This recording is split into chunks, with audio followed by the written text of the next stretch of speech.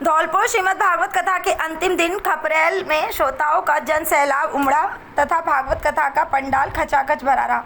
इस अवसर पर व्यासपीठ से सुशील शास्त्री ने सभी को गोपालन एवं गाय की सेवा तथा संरक्षण करने की अपील की। उन्होंने कहा कि सरकार को अब तक गाय को राष्ट्रीय पशु घोषित कर देना चाहिए था, किंतु इस काम में विलंब होना ठीक नहीं है। वर्तमान परिप्रेक्ष्य में गाय में सभी देवी देवताओं का निवास बताते हुए हर संभव गाय के संरक्षण एवं संवर्धन के अपील की।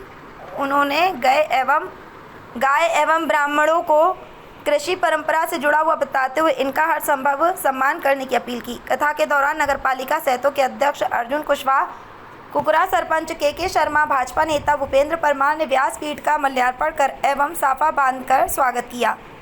धौलपुर से HP लवानिया की रिपोर्ट। एक दिन जैसे ही वो उनके साथ हमारा शिष्य था, कहने लगा गुरुजी तुम सबके घर जाते हो, मेरे घर चलो ना एक बार।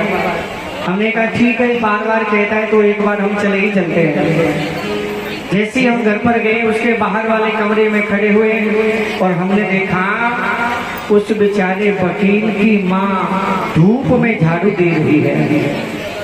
जेठ का महीना, कड़ाके की धूप, गर्मी का मौसम, नंगे पांव बेचारी घर में झाड़ू दे रही है। वकील ने मन में विचार किया कि धर्म पत्नी बैठी है और पत्नी बैठी है और सासू माँ यानी मेरी माँ झाड़ू दे रही है।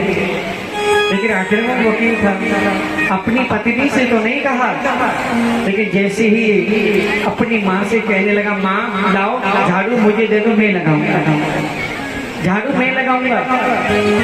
लेकिन जैसी मैया कहने लगी बेटा तू पढ़ लिख करके वकील बन गया है, झाड़ू थोड़ी लगाएगा तू तो